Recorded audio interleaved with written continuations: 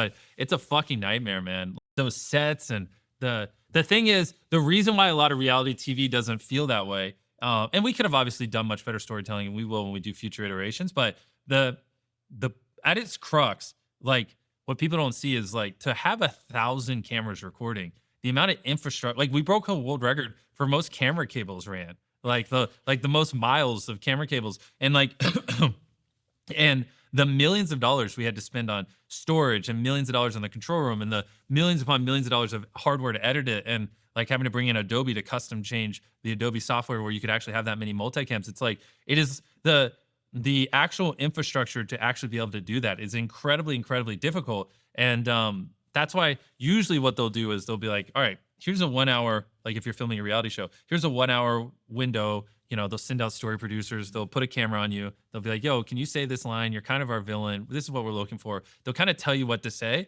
and then they'll write the notes down and they'll catalog it for the editors. Whereas we're just like, fuck it. We're going to be filming, 24/7, all these cameras. You guys be yourselves. We'll just capture it because you don't know when someone's going to do something weird. You don't know when someone's going to whisper to someone and form an alliance. You don't know. So you literally have to just be rolling, and you need these to be acceptable angles. So you need multiple, an A cam and a B cam and all this coverage, which creates a monumental fuckload of footage. But that's what allowed us. That was, I mean, of amongst many things, that's one of the biggest competitive advantages we had when filming Beast Games is we put in the effort to set up all this infrastructure where we could actually capture it and just tell the story how it is instead of having to use story producers to put words in people's mouths. But it's a fucking nightmare, man. Like I had over 150 people editing that. I mean, we were combing through unfathomable amounts of footage and everything. And I mean, even things from like the computer network and our local IT constantly crashing because there's just so much footage there. And like, if I were to